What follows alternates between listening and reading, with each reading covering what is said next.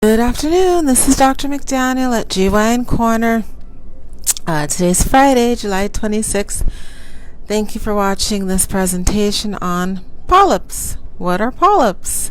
Because that's the response I get whenever I tell someone they have a polyp. I just saw a patient today. That's what sparked the presentation. It was really busy this morning. I've been trying to do these presentations first thing in the morning before we get started, but I came in kind of cutting it close to the start time this morning and was not able to do the presentation I had originally planned, and then I decided to do polyps because it seems as though most younger people are not aware of, they've never heard of polyps or don't know what they are. So polyps are abnormal balls of blood vessels. You can get polyps anywhere. You can get nasal polyps. People have the nosebleeds out the blue. You can get polyps in the esophagus, stomach, the larynx or the vocal cords. You hear about the singers getting the polyps. They have to have them removed. Colon polyps are very well known. A lot of older people, they get the colonoscopy. If there's a polyp, it gets removed because the polyp is a potential source of colon cancer. And you can have polyps, skin polyps. We call those epithelial polyps. Layman's term is skin tags. And you can get polyps of the vaginal canal, cervical polyps, uterine polyps, which we call endometrial polyps. Since they're balls of abnormal blood vessels, they will often bleed. So you can get polyps in the intestinal system, they bleed, and they're abnormal balls of blood vessels, so they will often garner abnormal growth. Now that being said, the majority of polyps are benign, non-cancerous. They're just abnormal balls, but they can and will grow. Most often, if I see a cervical polyp, cervix looks like a mouth, and if there's a polyp that I can see, that means it's sticking out of the mouth of the womb, which is a cervix, so it's kind of like this. Usually if I see a polyp, it's very tiny. It's like the size of what I want to say, a sesame seed, sometimes a BB shot or a caper. Usually they're about 4 to 5 millimeters, occasionally maybe 6 to 7 millimeters. If they're allowed to grow, so they sit there for a while, usually like maybe a year or two, they can get quite large. The lady I saw today, she was a new patient. She hasn't seen a gynecologist. She said she thinks 7 to 8 years, could be more, could be a little less. Well, when I saw her, the polyp she had was about 10 times larger than the size I usually see if someone has an exam and I see a cervical polyp. So her polyp was about, I don't want to say French fry, but about that long. So usually they're about the size of a sesame seed or a caper. Hers was maybe the length of,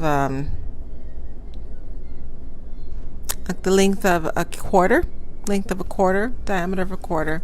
So that was about 1.5 to 2 centimeters, closer to about 2 centimeters. And they're very flesh colored, so wherever they're located, they resemble the tissue that they're located in, but they're abnormal balls of blood vessels, so they can bleed wantonly or they can bleed with any kind of stimulation. This lady reported that she's been having bleeding with intercourse for quite a while, and that when she gets her menstrual cycle, she has bleeding, a little bit of weird bleeding before and a little bit of weird bleeding after the usual normal days of her menstrual cycle. So that could most commonly be attributed to the polyps. As I stated previously, polyps are most commonly benign. They're not cancerous or malignant, but they can potentially be cancerous or malignant. More commonly if they're in the uterus, so endometrial polyps, and especially if someone's already gone through menopause, so if they're postmenopausal endometrial polyps.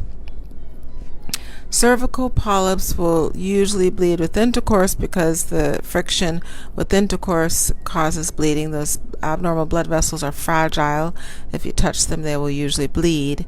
And if they're in the cervix, they can often pick up, have a lot of inflammatory changes because the cervical bacteria grows on them, so they become inflamed because of the bacteria, so they will often bleed on their own without any stimulation. Oftentimes they will also be the source of abnormal pap smears, not for precancerous cancerous concerns, but because they're abnormal balls of blood vessels, the tissue overlining them is going to also be abnormal or atypical, or often the terms that the pathologist will use. So when we get the pap report, it'll say atypical glandular cells most commonly.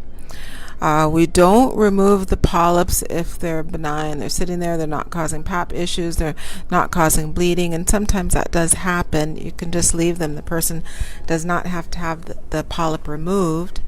But if their pap smear comes back abnormal, or if they're having bleeding, any kind of abnormal bleeding, the recommendation is always to remove the polyp.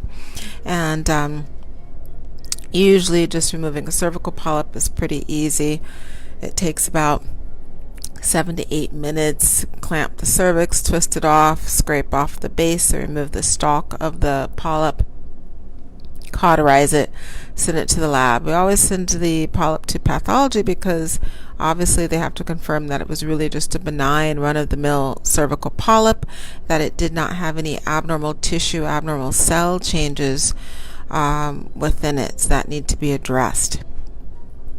So I hope that's been helpful information on what are polyps, and specifically cervical polyp. This is Dr. McDaniel at GYN Corner. Please check out the YouTube channel. It's also called GYN Corner. And if you're in the tri-state area, you can check out our website. It's midtowngyn.com. You can make appointments through the website, and we see walk-ins, women without appointments every day. Just call the office in the morning for the walk-in hours. I don't usually keep the walk-in hours in the afternoon or evening because those are the more popular times. They get filled quickly, and we're going to be overloaded if we take walk-ins, but occasionally I'll extend it to the afternoon if I see it's a little light in the afternoon. But usually the walk-in hours are before lunchtime, so in the early morning to late morning, and occasionally early afternoon. But have a great weekend. I'll be back tomorrow. The girls have horse lessons, so I'll be back from the horse farm tomorrow. This is Dr. McDaniel. Have a good rest of your Friday. Thank you.